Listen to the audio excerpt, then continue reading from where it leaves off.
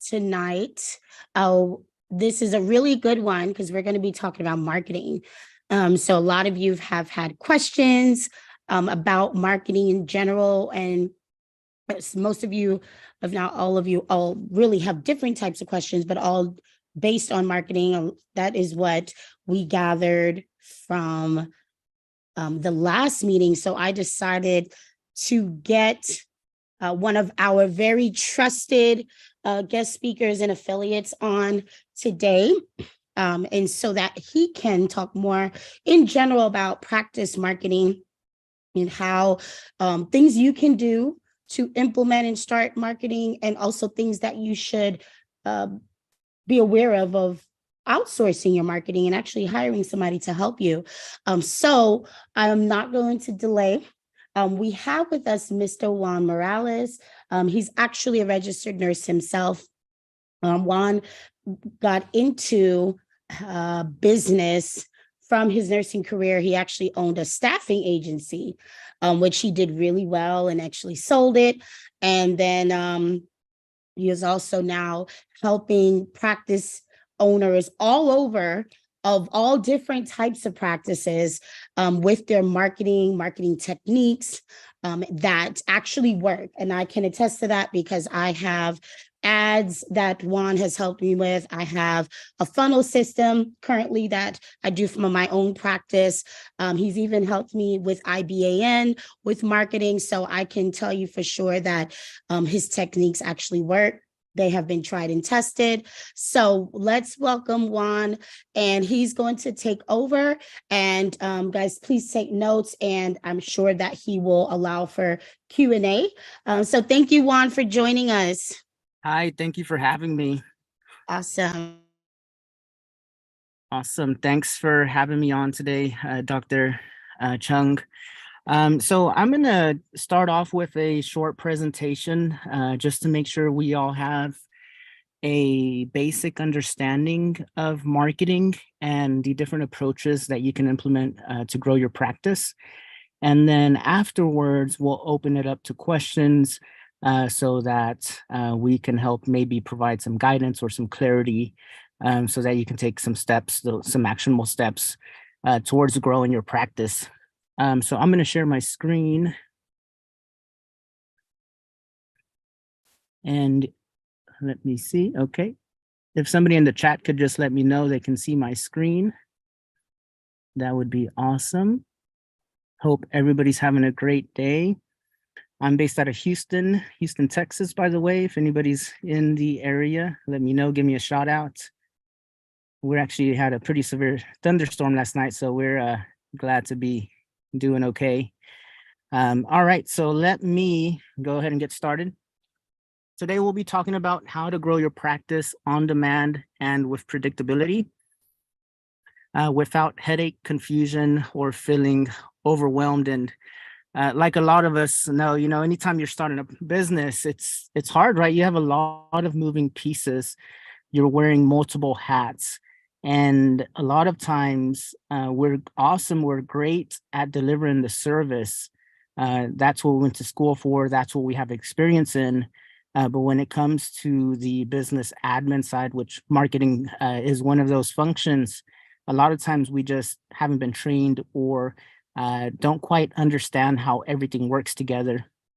And my goal today is to, first off, give you the basics, give you certainty without having to spend a bunch of money on marketing tactics that don't work or are outdated. So a little bit about myself. My name is Juan Morales. Like Dr. Chung mentioned, I've been an ER nurse since 2007. Proud husband of and father of 2 kids. I did have an exit about 6 years ago. We ran a staffing agency, 7-figure exit, which was a great experience. I took a lot of great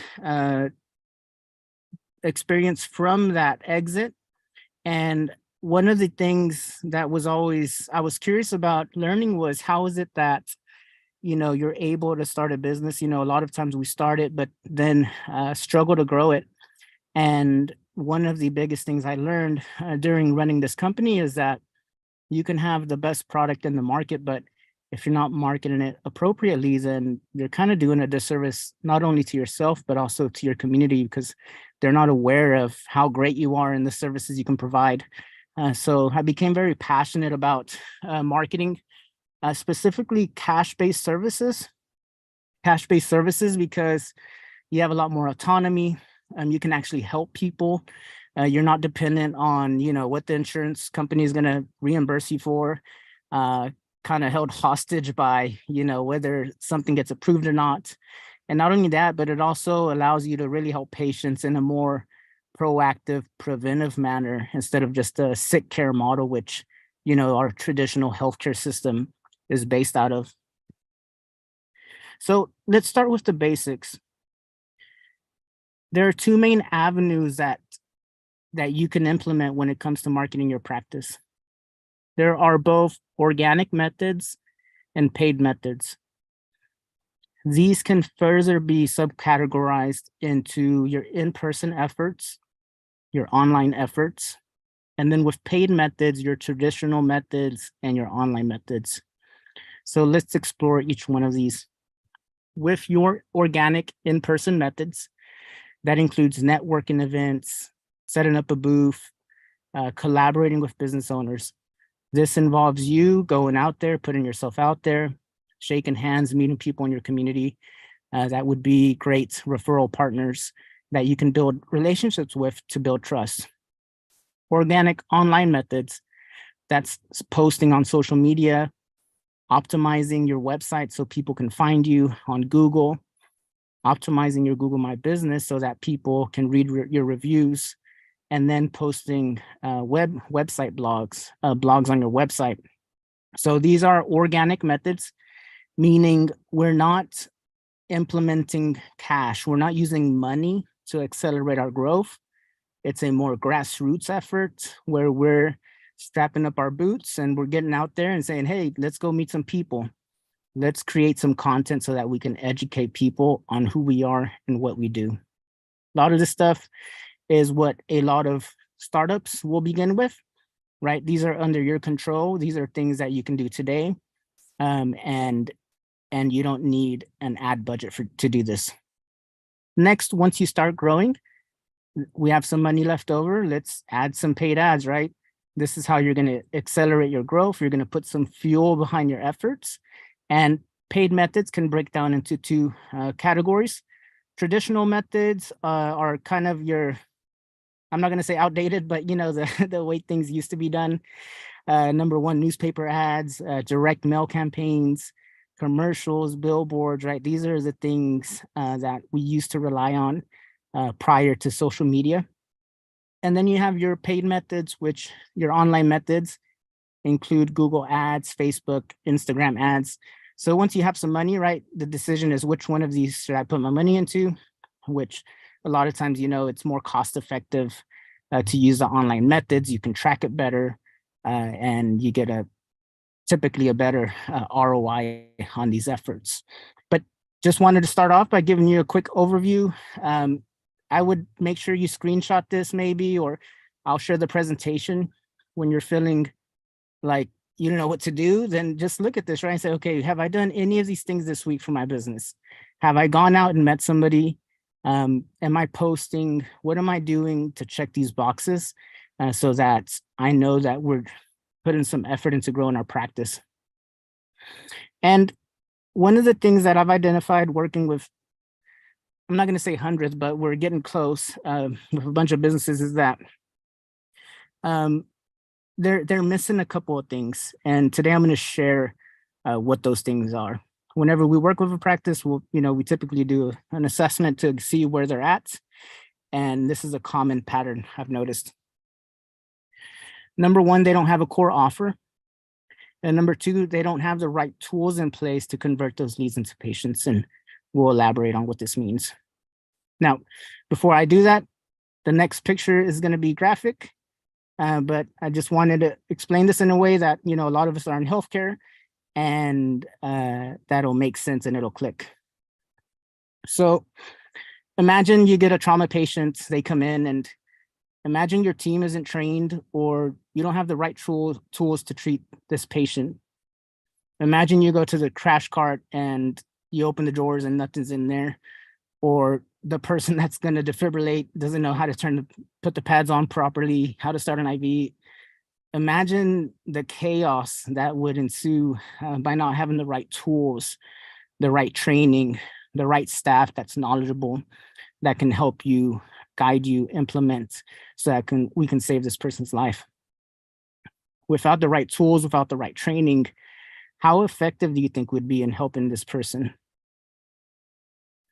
And the same goes for our marketing efforts. A lot of times we don't have the training, we don't have the tools in place to succeed. And then we wonder, right, why aren't things working for me? And this leads to overwhelm, inaction, right? A lot of times we're just sitting there like thinking like, man, like I'm great at what I do. I've trained, I'm experienced, I'm certified, I have all the credentials. Why aren't things working for me? And even worse, this can lead to failing to grow your practice, which, that's what we started this for, right? To be able to help people, and in turn, we gain that freedom from the bedside of having to work, these crazy hospital shifts and being pulled in multiple directions, but actually take control of our life. So let's break down these tools that we need so that you can get the most out of your marketing efforts. As we mentioned, there are both organic and paid methods, which we listed out previously. Here's all those things we mentioned. And one of the two things I mentioned that we're going to go over is, number one, having a core offer and having a CRM in place to gather those leads. Quickly, I just want to explain the difference between your EMR, your EHR, and the CRM. EMRs, EHRs are great for existing patients, right? That's where we go. We have patient charts, patient records, and they're great for established patients, for people that are under your care. But our CRM, that's where we make our money. This is the tool we use to market to those that have shown interest, but have not yet booked an appointment. So it's all of those people that you meet when you're out and they're like, oh, wow, yes, that would be great. I love what you're doing. And just never show up, right? People that call and never call back. People that, you meet out and about, or that you actually use paid ads for, or you're handing out brochures and they just never take that next step. And one of the components, like we mentioned, is that you need to have a strong core offer paired with a CRM, so that you can start converting those that have shown interest, but just haven't quite taken that next step, which is booking that appointment with your practice. And to further drill down on this is your average market. Most people, your services might not be for them, or it's not a need that they have at the moment, and that's okay. At any given moment, 2 to 3% of the market is ready to buy now. These are people that have done their research. They understand, they're already sold that they need insert, whatever that service is. They know they want Botox. They know they want IV infusions. They know they need that knee treatment, regenerative medicine treatment. They know they need the ketamine for depression. They know they're ready to buy now. And everybody's marketing for these people, right? But there's another 3 to 10% of your market that they know they need it, but they're not just quite ready yet. They're still in the research phase. They're still figuring it out. They're debating, should I go spend $200 on that IV infusion? Can I just drink Gatorade? Or, and they're aware that these services exist, but they just haven't taken that next step. They will most likely take that next step. But it just might be, 3 to 6 months. While everybody's focused on this when it comes to marketing, we help practices also focus on those that have shown interest. These are people that need your services and maybe just don't have the money right now. Maybe they're still stuck in that research phase. But if we start marketing to both, we now expand and even triple our market size. Other component to this is just understanding that the patient journey is not linear.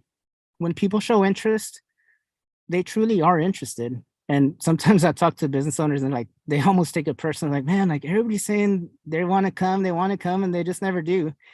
But just remember, the patient journey is not linear, meaning they're going to take this crazy path to finally making that decision to move forward. Step one, they need awareness, right? That's what we're doing with marketing. We're meeting people, we're shaking hands, we're creating blog posts. We're trying to make people aware of what we do. But this consideration phase can take a couple of months. And that's where our CRM comes into play.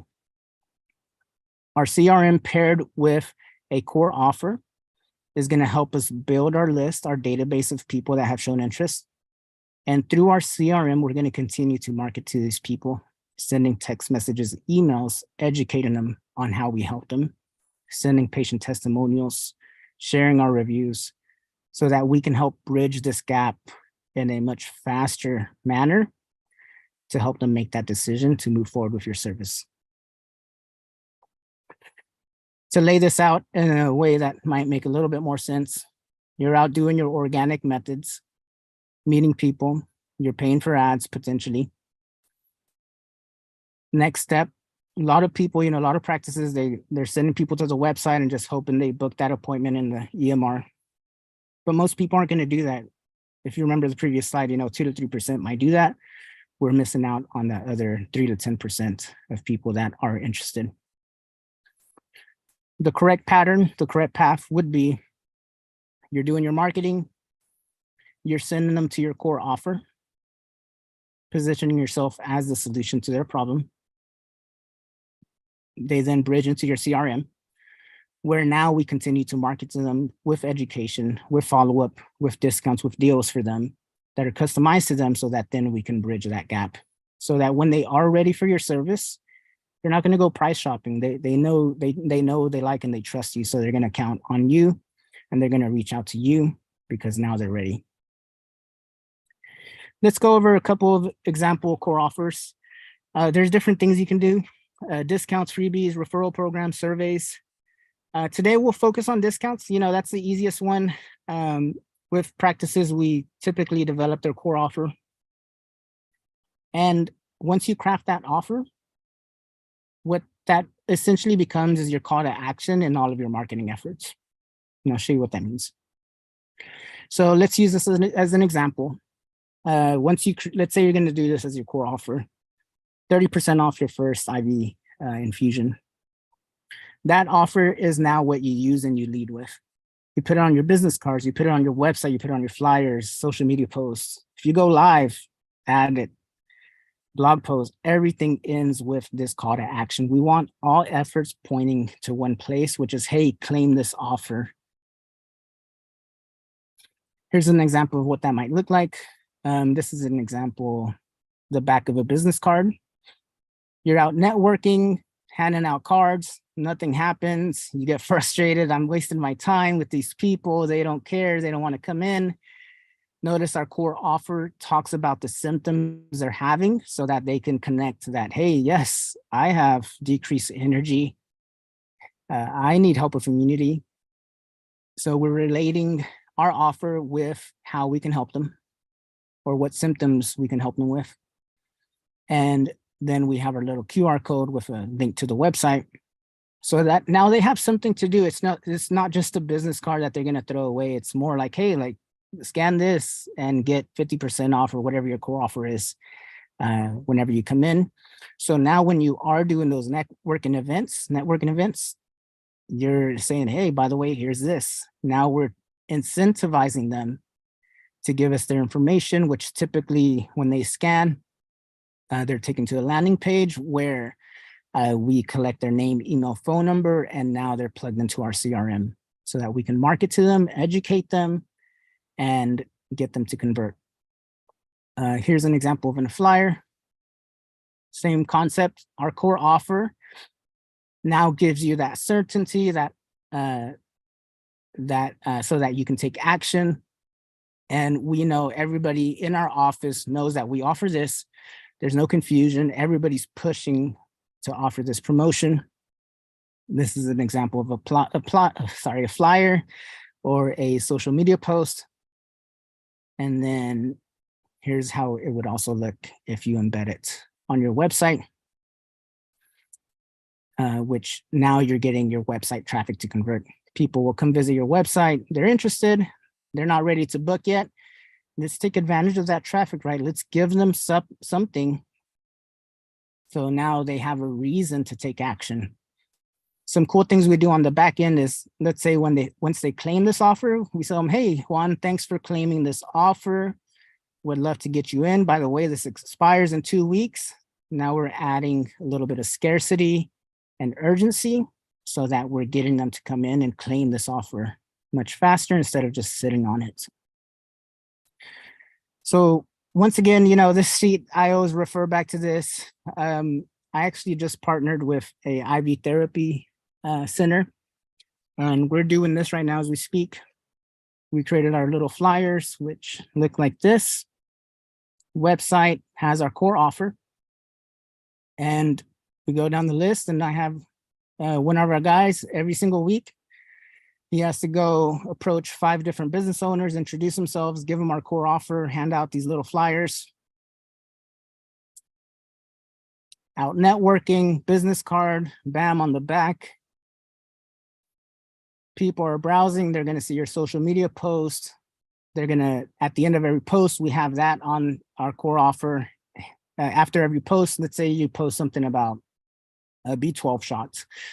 You educate them what the B12 shot is for. By the way, hey, for a limited time, we're offering 50% off your first infusion. Claim it here. There's a link. They go claim this offer. We build our CRM. We build our database. We now continue to market to them. And in the future, now that you're building your database, every month, if you have a promotion, now you have somebody to share that with. Send it out via email, text, get people to convert. And now the structure changed a little bit. Like I mentioned, all of your efforts are now geared towards going to your main core offer. A little bit of functions that if you go CRM shopping, what you should be looking for. Number one, now that you have your core offer, they're going to land, they're going to claim the offer. You should have the ability to text them and email them. Our texts and emails are going to be focused around educational content primarily. Promotions, holidays, events, any events you're having within your practice. Every single month, there's an excuse, there's a reason to market to people, whether it's Mother's Day, Father's Day, Cinco de Mayo, hangover, right? There's always a reason to market. And we're gonna use these holidays, these promotions, just like all the big box stores do to us, to continue to market. You're building your database of people that have shown interest. Our system does include a booking VA and an AI system, which will conversate with the leads and book them. And then once we do book them, our focus then shifts to getting a review and a referral for them. I'll open it up to questions. I know that was a lot of information at once. If anything, start thinking of your core offer. Something that you can lead with, something you can create. Ideally, if you're ready to take that next step, would be to find a CRM that has these functionalities so that then you can start embedding these different types of things within your social media, within your website, so that whenever you're out there, we're not losing time. We're not just networking for the sake of networking. We're leading with giving somebody something, giving them a reason to take action. We're sharing how we're going to help them. And now that in turn helps us grow our database so that we start building, and it has kind of this snowball effect where the more you do this, more people are being added, and then those people start to convert 3 to 6 months out with continuous effort. But all right, guys, I'm going to stop rambling and see if you have any questions. I think we're on a live feed, but unfortunately I can't see that. But for people that are in the Zoom group, feel free to enter the chat or just unmute yourself, and we'll answer any questions you have.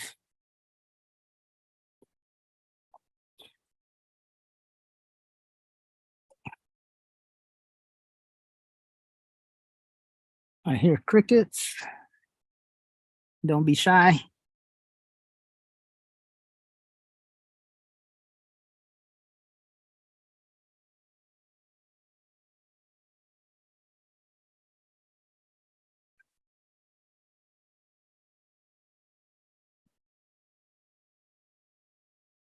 Raise your hand if you have any questions.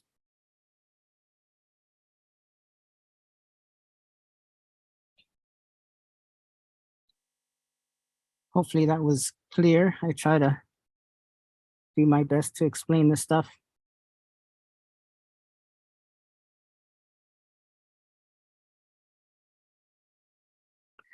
Where do you look for a CRM?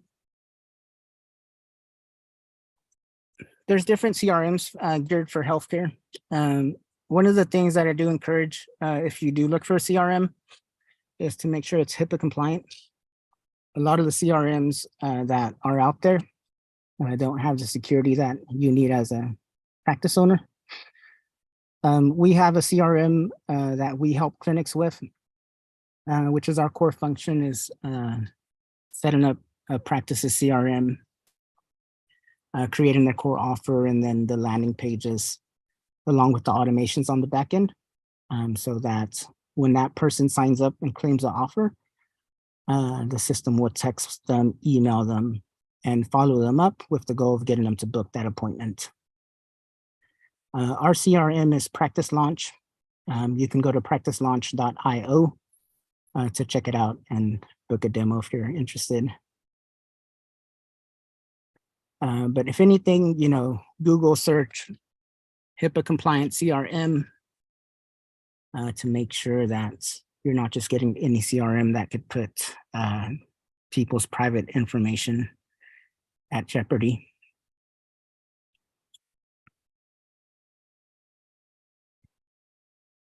Hope that answered your question, Tracy. Thank you for asking.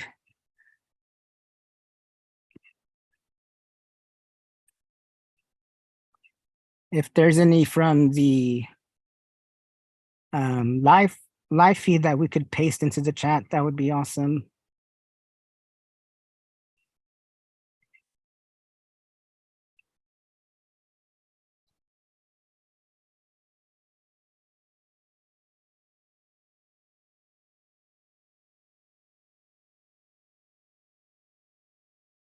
I'm sorry, Isabel, I accidentally shared that just to you.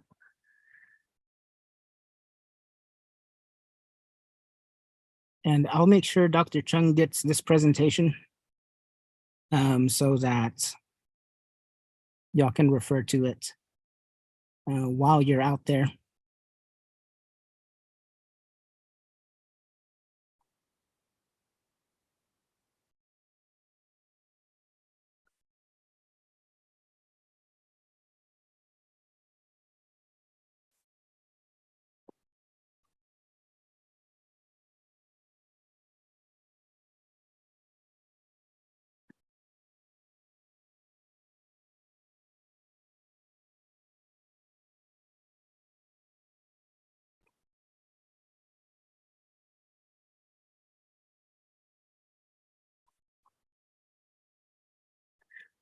Jessica, great question.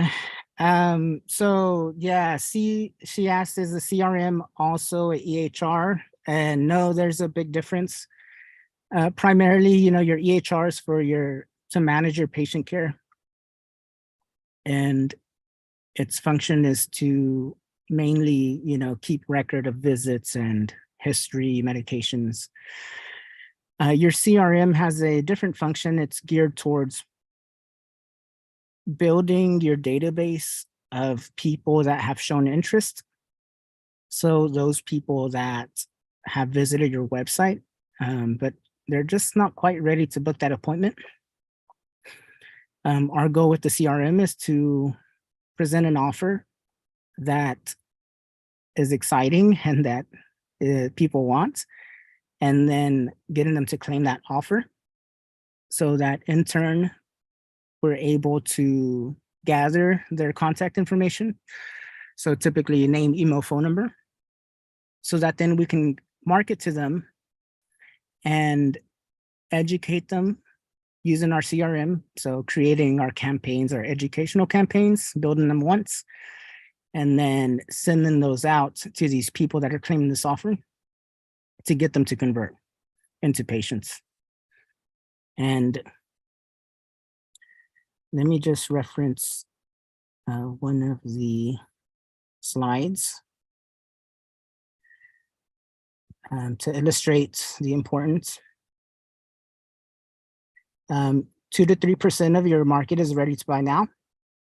These are people that have done their research and they are ready to book. And everybody's competing for this. You know, every single ad is geared towards these people.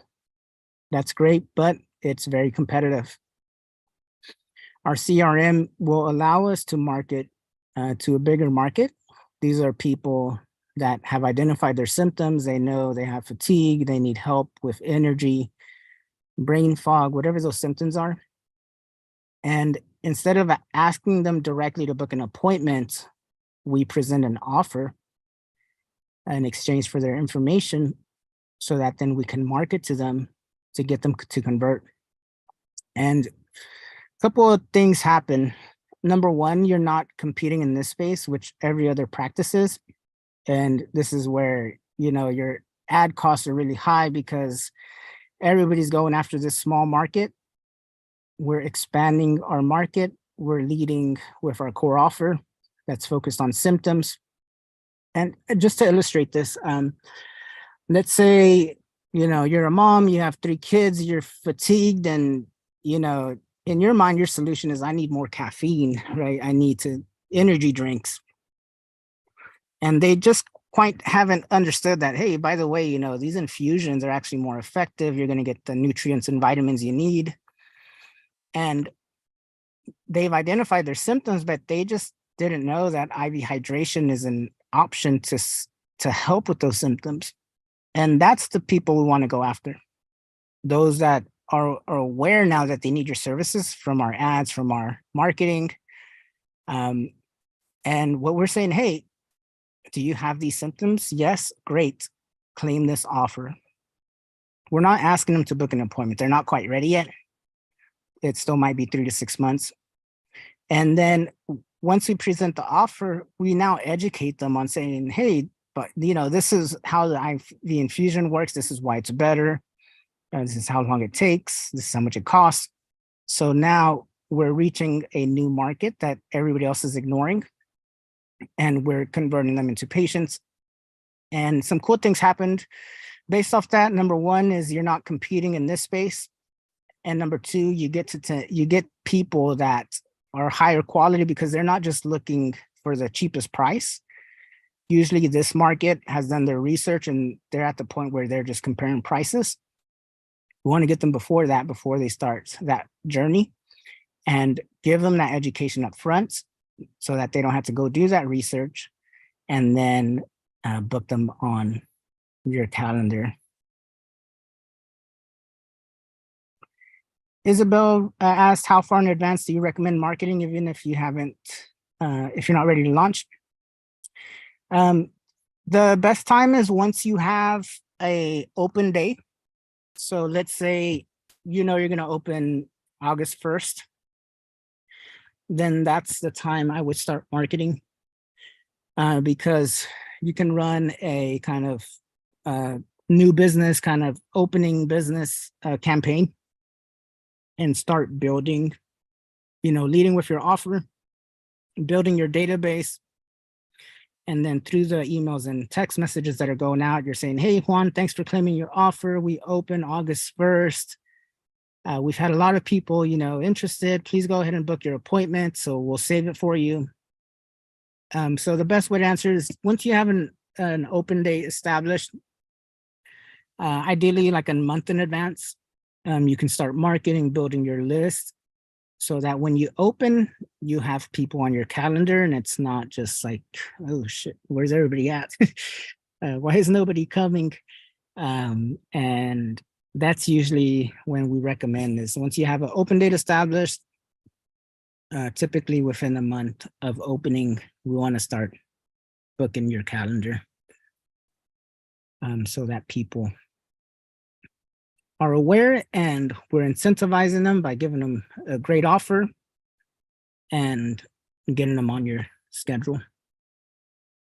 And even if they don't book, that's okay. We're building your database. You now have hundreds of people that are claiming your offers, and we're going to continue to market them every single month until they convert. And we're doing it in a manner that doesn't feel creepy, right? We're leading with education, which is essentially what we're good at in healthcare, right? We're the educators, we're the patient advocates. And that's what we use to lead our marketing efforts. And on a side note, if you're the educator, if you're the one that's guiding them, usually we're able to raise your prices because we're able to position you as their go-to expert, and they're willing to pay more and drive further to get your services because we've educated them on how we can help them, which then makes you the obvious choice.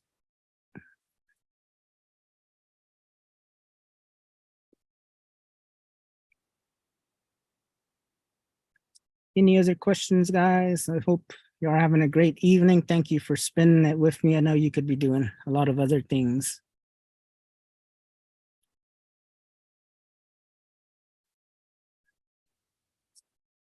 And for those that catch the replay,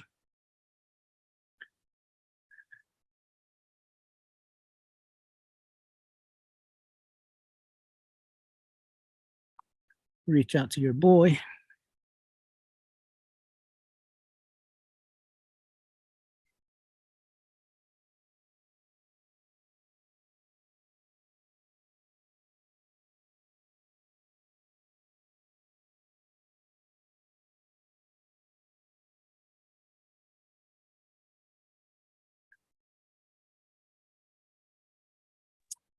Okay, Juan. So I guess that's it. If there aren't any more questions, I want to say thank you for taking the time out to speaking with us today.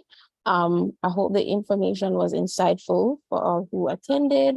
So yeah, thank you. And keep safe as you're going through that storm in Yeah. relocation. Okay. Thank you. Yeah, we're hopefully